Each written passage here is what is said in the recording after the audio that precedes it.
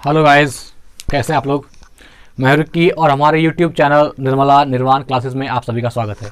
जैसा कि जान रहे हैं, इसके पहले जो हम लोग देख रहे थे एंशिएंट इंडिया, और एंशिएंट इंडिया प्राचीन भारत में मौर्य साम्राज्य चल रहा था। तो आज जो हम लोग देखेंगे, इसके पहले वीडियो में जो हम लोगों ने देखा उनका अशोक का जो है स्तंभ लेख वगैरह देखे थे, और आज जो है अर्थशास्त्र में वर्णित तीर्थ, इसके पहले जो स्तंभ लेख अभिलेख सब देखे, और इसके जस्ट एक वीडियो जो पहले हम लोगों ने इसके पहले जो वीडियो देखा उसमें देखा है कि मेगास्थनीज ने अशोक साम्राज्य के बारे में क्या कहा, मौर्य साम्राज्य के बारे में क्या कहा। अर्थशास्त्र का जो पुस्तक लिखा है कौटिल्य ने, उसके बारे में क्या लिखा है ना। इंडिका में जो मेगास्थनीज ने लिखा है उसने मौर्य साम्राज्य को कैसा बताया है, तो वो वीडियो था। और अब जो है उससे आगे का पॉइंट है इसमें जो है हम देखेंगे कि जो मौर्य साम्राज्य था उसमें जितने भी मौर्य साम्राज्य को चलाने के लिए मंत्रीगण थे, तो उस समय उनके अनुसार क्या कहते थे, उनका क्या काम होता था, इन चीजों के बारे में आज अध्ययन करेंगे। तो आइए आज का स्टार्ट करते हैं। आज की वीडियो क्या है मित्र, अर्थशास्त्र में वर्णित तीर्थ, है ना। देखिए पहला क्या है, अर्थशास्त्र में वर्णित तीर्थ। अर्थशास्त्र में जो तीर्थ वर्णित है मौर्य साम्राज्य का लेकर के, उसको हम लोग देखेंगे। तो इसका हेडिंग क्या है, अर्थशास्त्र में वर्णित तीर्थ। और इसके पहले एक चीज और देख लीजिए, मौर्य साम्राज्य था उसका जहां जहां राजधानी थी, जिन जिन क्षेत्रों की, उनको भी एक बार देख लेते हैं। यहां पर है मौर्य प्रांत और यहां पर है उसकी राजधानी, मतलब कि इसमें मौर्य प्रांत जो था उसका है और इधर उसकी राजधानी है। तो आइए सबसे पहले स्टार्ट करते हैं यहां से। तो उत्तरापथ की राजधानी कहां है, तक्षशिला। ये मौर्य प्रांत है उत्तरापथ की राजधानी कहां है मित्र, तक्षशिला, है ना। उत्तरापथ की राजधानी तक्षशिला वही जहां शिक्षण संस्थान था, तक्षशिला। तो उत्तरापथ की राजधानी कहां है, तक्षशिला। आगे देखते हैं, अवंती राष्ट्र की राजधानी कहां है, उज्जैनी, है ना। अवंती राष्ट्र की राजधानी कहां थी, उज्जैनी, उस समय थी। अवंती राष्ट्र की राजधानी उज्जैनी थी। और है कलिंग की राजधानी कहां थी, तोसली। बहुत इंपॉर्टेंट है, ये कई बार पूछा गया है ना। कलिंग की राजधानी कहां थी, तोसली। कलिंग की राजधानी तोसली। और ये दक्षिणापथ थे, मौर्य प्रांत का एक क्षेत्र है दक्षिणापथ, इसकी राजधानी कहां थी, सुवर्णगिरी। कहां थी दक्षिणापथ की राजधानी, सुवर्णगिरी, है ना। दक्षिणापथ की राजधानी कहां थी मित्र, सुवर्णगिरी। और पांचवा है परासी जो पूर्वी प्रांत है, परासी की राजधानी कहां थी, पाटलिपुत्र, जो अपना पटना है। परासी की राजधानी कहां थी, पाटलिपुत्र। तो ये 5 मौर्य प्रांत थे और इनकी राजधानियां थी, उत्तरापथ, तक्षशिला, अवंती राष्ट्र, उज्जैनी, कलिंग, तोसली, दक्षिणापथ, सुवर्णगिरी और परासी, पाटलिपुत्र। तो ये देख लिए। अब हम लोग यहां से देखते हैं अर्थशास्त्र में वर्णित तीर्थ है। तो एक है ना, देखिए क्या है, पहला है मंत्री पद जो होता था, मंत्री को क्या बोलते थे, प्रधानमंत्री, है ना। मौर्य साम्राज्य में जो मंत्रीगण होते थे उनको क्या कहा जाता था, प्रधानमंत्री। तो मंत्री पद प्रधानमंत्री, पुरोहित, सॉरी, ये मंत्री जो है वो प्रधानमंत्री, और पुरोहित का क्या था, ये धर्म एवं दान विभाग का प्रधान था। धर्म एवं दान विभाग के प्रधान को क्या बोलते थे, पुरोहित, है ना। तो धर्म एवं दान विभाग के प्रधान को पुरोहित कहा जाता था। और देखिए सैन्य विभाग का जो प्रधान होता था वो कौन होता था, सेनापति। आज भी है, सैन्य विभाग का प्रधान कौन है, सेनापति। आगे देखते हैं, युवराज, है ना। राजा का जो पुत्र होता था, राजपुत्र, उसको क्या बोलते थे, युवराज, है ना। राजा का पुत्र जो होता था उसको क्या बोलते थे, युवराज, है ना। राजपुत्र को युवराज। पांचवा है, देखिए यहाँ, राजकीय द्वार रक्षक, जो राजकीय द्वार का रक्षक होता था उनको क्या बोलते थे, दौवारिक, है ना, दौवारिक। तो राजकीय द्वार के रक्षक को दौवारिक कहा जाता था। और देखिए आगे देखते हैं, अंतःपुर का अध्यक्ष। यहां आपको लगता होगा कि ये अंतःपुर क्या है मित्र। देखिए पहले के समय में जो साम्राज्य बनता था तो एक बाहरी जो आउटर भाग होता ही था, अंदर में अंतःपुर होता था जहां की बिना आदेश के आप नहीं जा सकते। और अंतःपुर में मूल रूप से महिलाओं के रहने का व्यवस्था होती थी। तो वही कह रहा है कि अंतःपुर का जो अध्यक्ष होता था वो क्या होता था, अंतर्वैदिका। क्या होता था, अंतर्वैदिका। तो ये अंतःपुर का अध्यक्ष हो गया अंतर्वैदिका, है ना। अंतःपुर का अध्यक्ष अंतर्वैदिका। आगे देखते हैं 7 में, आय का संग्रहकर्ता, जो आय कलेक्ट करता था, जो इनकम कलेक्ट करता था, आय का संग्रहकर्ता, वो क्या होता था, समाहर्ता, है ना। आय का संग्रहकर्ता समाहर्ता, आय जो इनकम कलेक्ट करता था वो क्या था, समाहर्ता। आगे देखते हैं 8 नंबर, राजकीय कोष का जो अध्यक्ष था उसको क्या बोलते थे, सन्निधाता। राजकीय कोष के अध्यक्ष को सन्निधाता। राजकीय कोष के अध्यक्ष को क्या कहा जाता था मित्र? सन्निधाता, मौर्य काल में, ठीक है ना। और कारागार का अध्यक्ष, जो कारागार का अध्यक्ष होते थे उनको क्या बोलते थे? प्रशास्ता, है ना, प्रशास्ता। कारागार के अध्यक्ष को क्या बोलते थे? प्रशास्ता, कारागार अध्यक्ष प्रशास्ता। आगे देखिए 10th है कमिश्नर। कमिश्नर जो मौर्य काल में जिसको कहा जाता था, तो वो कमिश्नर कौन थे? प्रदेष्ट्री, है ना, प्रदेष्ट्री। तो प्रदेष्ट्री को क्या बोलते थे? कमिश्नर। कमिश्नर को क्या बोलते थे? प्रदेष्ट्री। कमिश्नर को प्रदेष्ट्री। आगे देखते हैं नगर का कोतवाल। जो नगर का कोतवाल होता था उनको क्या बोलते थे? पौर। नगर के कोतवाल को पौर, जिससे महापौर भी आज सुनते हैं ना, जो महापौर जो किसी भी महानगर का जो होता है, तो वैसे ही नगर का कोतवाल को क्या बोलता था? पौर। नगर का कोतवाल पौर होता था। प्रमुख न्यायाधीश इनको क्या बोलते थे? व्यावहारिक। क्या नाम था? व्यावहारिक। जो प्रमुख न्यायाधीश था उनको क्या बोलते थे?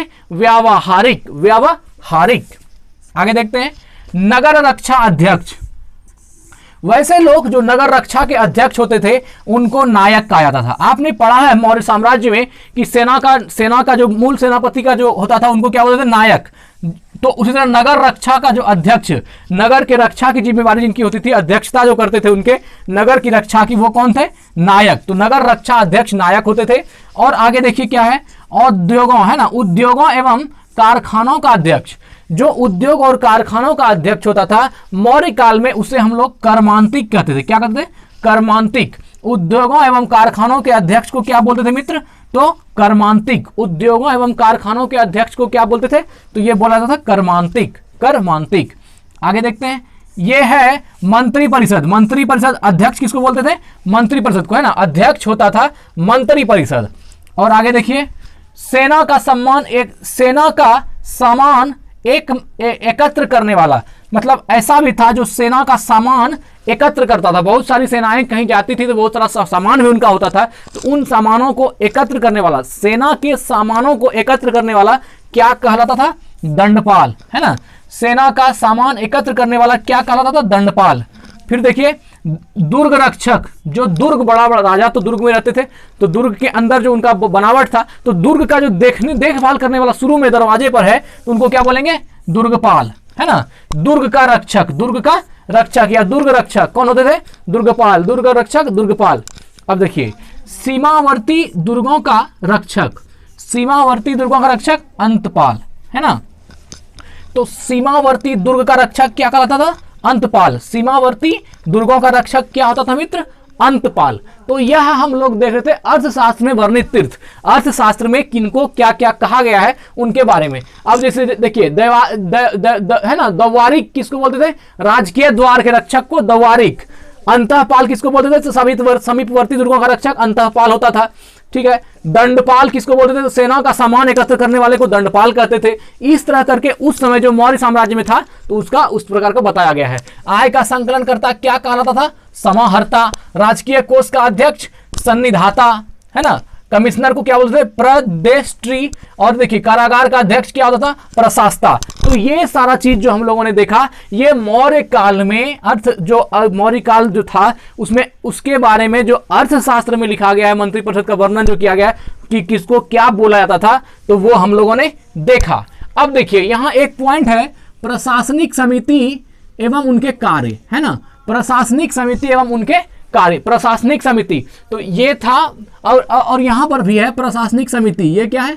प्रशासन संबंधी, है ना। प्रशासनिक समिति एवं उनके कार्य। आइए उनके कार्य क्या क्या देखते हैं। तो प्रथम जो है, देखिए यहाँ प्रथम है ना, तो प्रथम उद्योग एवं शिल्प कार्य का निरीक्षक। तो उद्योग एवं शिल्प कार्य का निरीक्षक, यह प्रशासनिक समिति है ना, प्रशासनिक समिति है। तो ये क्या है? प्रथम जो है उद्योग एवं शिल्प कार्य का निरीक्षण करना है। दूसरा है, इसके बाद द्वितीय है विदेशियों की देखरेख। जो विदेशी आए हुए हैं उनका देखरेख, विदेशियों का देखरेख। तो फिर तृतीय है जन्म मरण का विवरण रखना, जन्म और मरण का विवरण रखना। चतुर्थ है व्यापार एवं वाणिज्य की देखभाल, व्यापार और वाणिज्य की देखभाल। पंचम में है मित्र निर्मित वस्तुओं को विक्रय का निरीक्षण, निर्मित वस्तुओं के विक्रय का निरीक्षण। जो वस्तुएं प्रोडक्ट जो तैयार हुई है उनके विक्रय का निरीक्षण। और छठा है बिक्री कर वसूल करना। छठा क्या है? बिक्री कर वसूल करना। तो कहेगा मौर्य साम्राज्य में बिक्री कर कितना था, तो 1/10, 10वां हिस्सा था, और जो बिक्री कर नहीं देते थे उनको मृत्युदंड दिया था। ऐसा पढ़े हम लोग ने आगे में। तो ये है प्रशासनिक समिति एवं उसके कार्य। प्रशासनिक समिति के कार्य क्या क्या थे। पहला कार्य बता रहा है उद्योग एवं शिल्प कार्य का निरीक्षक। उद्योग में जो शिल्प है, उद्योग और है ना, उद्योग एवं शिल्प कार्य का निरीक्षक। द्वितीय है विदेशियों की देखरेख, है ना, जो विदेशी हैं उनके देखरेख। द्वितीय क्या है, विदेशियों की देखरेख। तृतीय है जन्म मरण का विवरण, जन्म और मरण का विवरण, ये तीसरा है। और चौथा में है मित्र व्यापार एवं वाणिज्य की देखरेख। चौथा में क्या है, व्यापार एवं वाणिज्य की देखरेख। ये क्या देख रहे हैं, प्रशासनिक समिति और उनके कार्य देख रहे हैं। और पांचवा कार्य क्या है, पांचवा में देखिए क्या है, निर्मित वस्तु, जो वस्तुएं निर्मित हुई है, निर्मित वस्तुओं के विक्रय का निरीक्षण, उसका निरीक्षण करना है, कहाँ कहाँ बिक रहा है, तो निर्मित वस्तुओं के विक्रय का निरीक्षण। और छठा जो लास्ट है ये है बिक्री कर वसूल करना, मतलब बिक्री टैक्स जो है उसको वसूल करना है। ये हो गया। इसके बाद देखिए सैन्य समिति और उनके कार्य। अब वो तो था प्रशासनिक समिति, अब यहाँ है सैन्य समिति। जो सैन्य समिति थे और उनके क्या क्या कार्य थे, आइए देखते हैं सैन्य समिति एवं उनके कार्य। सैन्य समिति एवं उनके कार्य देखिए क्या है, एक तरफ समिति लिखा है मित्र और एक तरफ कार्य लिखा है, किस समिति के क्या कार्य है ना। तो प्रथम देखिए, प्रथम समिति में देखिए जल सेना है ना, जल सेना की व्यवस्था। प्रथम समिति में क्या था, जल सेना की व्यवस्था। हम समिति और कार्य देख रहे हैं, तो प्रथम समिति में जल सेना की व्यवस्था। द्वितीय समिति में क्या है, देखिए द्वितीय समिति में है यातायात एवं रसद की व्याख्या। द्वितीय समिति जो मौर्य साम्राज्य में थी उसमें क्या क्या था, यातायात और रसद की व्यवस्था, है ना। सैन्य समिति पढ़ रहे हैं हम लोग, तो उसमें द्वितीय में क्या था, यातायात एवं रसद की व्यवस्था। तृतीय में है पैदल सैनिकों की देखरेख, पैदल सैनिकों की देखरेख, है ना। ये जो है सैन्य समिति जो बनी थी उनके कार्य थे, उनका है ना, उनके कार्य। सैन्य समिति जो बनाई गई थी उस समिति का क्या क्या कार्य था, तो पहला कार्य था जल सेना की व्यवस्था, दूसरा कार्य था यातायात एवं रसद की व्यवस्था, तीसरा कार्य था सेना है ना, पैदल सैनिकों की देखरेख करना, और चतुर्थ था कि अश्वारोहियों है ना, जो अश्वारोहियों जो घोड़ा का सवारी कर रहा है, अश्वारोहियों की सेना की देखरेख, अश्वारोहियों की सेना की देखरेख करना। और पांचवा है मित्र गज सेना, गज माना हाथी होता है, गज सेना की देखरेख। और छठा है रथ सेना की देखरेख। तो ये 6 काम जो है प्रथम, द्वितीय, तृतीय, चतुर्थ, पंचम और षष्ठ, ये क्या था, ये था हम लोग देख रहे थे सैन्य समिति एवं उनके कार्य, कि मौर्य साम्राज्य में सैन्य समितियां थी उनके क्या क्या कार्य थे, सैन्य समितियों के क्या क्या कार्य थे। ये था समिति और ये था उनका कार्य। ये हम लोगों ने देखा कि प्रथम है जल सेना की, तो ये जल सेना की व्यवस्था करना ये भी समिति का कार्य था। दूसरा कार्य था यातायात एवं रसद की व्यवस्था। तीसरा कार्य था पैदल सैनिकों की देखरेख। चौथा कार्य था अश्वारोहियों की सेना की देखरेख। पांचवा है गज सेना की देखरेख, मतलब हाथी वाली सेना। और षष्ठ है रथ सेना की देखरेख। तो ये था सैन्य समिति एवं उनके कार्य। और देखिए इनके अलावा भी कुछ पॉइंट 1 2 3 4 5 6 7 पॉइंट आप बोर्ड पे देख रहे हैं, इन 7 को देखेंगे और यहीं पर मौर्य साम्राज्य एंड करेगा। आइए, और इसके बाद जो है ब्राह्मण साम्राज्य स्टार्ट होगा। तो आइए देखते हैं इसको क्या है। बिना वर्षा के अच्छी खेती होने वाले भूमि को औदेव मात्रिक, है ना, औदेव मात्रिक कहा जाता था। मोस्ट इंपॉर्टेंट क्वेश्चन है ये, क्वेश्चन एग्जाम में कई बार आ चुका है। देखिए बिना वर्षा के, वर्षा ना हो, बिना वर्षा के अच्छी खेती, बिना वर्षा के अच्छी खेती होने वाली भूमि को क्या बोलते थे, तो इनको कहा जाता था औदेव मात्रिक, है ना, औदेव मात्रिक कहा जाता था। बिना वर्षा के भी अच्छी खेती वाली भूमि को क्या कहते थे, औदेव मात्रक। आगे देखते हैं, अगला पॉइंट देखते हैं क्या है। मेगास्थनीज ने भारतीय समाज, मेगास्थनीज ने भारतीय समाज को 7 वर्गों में, कितने वर्गों में, 7 वर्गों में विभाजित किया। मेगास्थनीज ने अपनी पुस्तक में इंडिका में जो है भारतीय समाज को 7 वर्ग में बांटा। तो आइए देखते हैं कौन कौन सा समाज है। पहला समाज है दार्शनिक, पहला क्या है, दार्शनिक समाज। दूसरा किसान समाज लिखा, तीसरा अहीर लिखा, चौथा कारीगर लिखा, पांचवा सैनिक समाज, छठा निरीक्षक एवं सातवां लिखा सभासद। तो ये मेगास्थनीज ने भारतीय समाज को 7 वर्गों में बांटा है। किस किस में, पहला है दार्शनिक, दूसरा है किसान, तीसरा है अहीर, चौथा है कारीगर, पांचवा सैनिक, छठा निरीक्षक और सातवां सभासद। तो इन 7 वर्गों में विभाजित किया मेगास्थनीज ने भारतीय समाजों को। आगे बढ़ते हैं। स्वतंत्र वेश्यावृत्ति को, है ना, स्वतंत्र वेश्यावृत्ति को अपनाने वाली महिला रूपजीवा कहलाती थी। यह भी क्वेश्चन बहुत ही ज्यादा इंपॉर्टेंट है। क्या कहलाती थी, रूपजीवा। स्वतंत्र रूप से, मतलब अपने मन से, उनका अपने मन से वेश्यावृत्ति को अपनाने वाली महिला क्या कहलाती थी? रूपजीवा कहलाती थी। तो ये भी क्वेश्चन बहुत इंपॉर्टेंट है कि अगर रूपजीवा किसको कहते थे, तो मौर्य साम्राज्य में ऐसी महिलाएं जो स्वतंत्र रूप से वेश्यावृत्ति को अपनाती थी उनको क्या बोलते थे? रूपजीवा। ठीक है, आगे देखते हैं। नंदवंश, नंदवंश के विनाश के लिए चंद्रगुप्त मौर्य ने कश्मीर के राजा परवतक, है ना, परवतक से सहायता प्राप्त की थी। यह भी क्वेश्चन इंपॉर्टेंट है। कहेगा नंद वंश के विनाश के लिए चंद्रगुप्त मौर्य ने निम्नलिखित में से किन राजा का साथ लिया था या किन राजा से मदद लिया था? तो क्या होगा आंसर? परवतक से। किससे? परवतक से। और परवतक जो है कहां के राजा हैं? तो कश्मीर के राजा हैं। परवतक कहां के राजा थे? कश्मीर के राजा थे। तो यह पॉइंट भी इंपॉर्टेंट है कि नंद वंश के विनाश के लिए चंद्रगुप्त मौर्य ने कश्मीर के राजा परवतक, है ना, परवतक से सहायता प्राप्त की थी। और परवतक कहां के राजा थे? जम्मू कश्मीर के। आगे बढ़ते हैं। मौर्य शासन, है ना, मौर्य शासन 137 वर्षों तक रहा। देखिए मित्र, मौर्य शासन कितने वर्षों तक रहा? 137 वर्षों तक। आप जानते हैं कि इसके पहले जो है नंद वंश था, तो फिर चंद्रगुप्त मौर्य ने मौर्य शासन की स्थापना की। चंद्रगुप्त मौर्य का पुत्र बिंदुसार, बिंदुसार का पुत्र जो फेमस हुआ कौन हुआ? अशोक।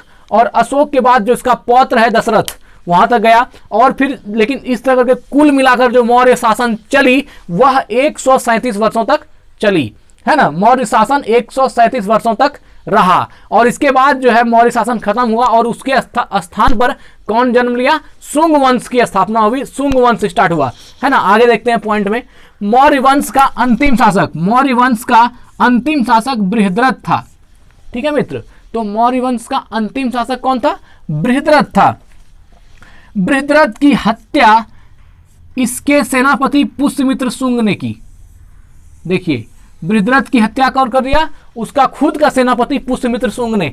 पुष्यमित्र शुंग ने अपने राजा बृहद्रथ, जो कि मौर्य साम्राज्य का एक शासक था, उनकी हत्या की, है ना, ने 185 कब किया? 185 ईसा पूर्व में बृहद्रथ की हत्या की, है ना, 180 ईसा पूर्व में कर दिया। और मगध पर शुंग वंश, मगध पर शुंग वंश की नींव डाली। तो मगध पर शुंग वंश की नींव किसने डाली? पुष्यमित्र शुंग ने। यह क्वेश्चन अच्छा है कि मगध पर किसने नींव डाली? पुष्यमित्र शुंग ने। और वो शुंग वंश की स्थापना किसने किया? पुष्यमित्र शुंग ने। पुष्यमित्र शुंग कौन था? तो पुष्यमित्र शुंग जो है बृहद्रथ का मंत्री था, है ना, सेनापति था, बृहद्रथ का सेनापति था। तो वही कह रहा है बृहद्रथ की हत्या इसके सेनापति पुष्यमित्र शुंग ने 185 ईसा पूर्व में कर दिया और मगध पर शुंग वंश की नींव डाली। और मगध पर किस वंश की स्थापना हो गई? शुंग वंश की। तो यह था, यह जो आज तक हम लोगों ने देखा बाकी वीडियो से, तो यह हमारा मौर्य साम्राज्य था। और इसी पॉइंट पर मौर्य साम्राज्य एंड होता है मित्र। और इसके बाद जो अगले दिन अगली वीडियो मिलेगी आपको, वो मिलेगा ब्राह्मण साम्राज्य। ब्राह्मण साम्राज्य,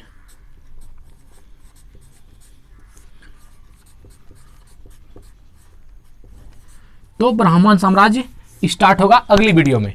ठीक है, तो मौर्य साम्राज्य को यहीं एंड करते हैं। स्वस्थ रहें, हम आपके अच्छे उज्जवल भविष्य की कामना करते हैं। धन्यवाद।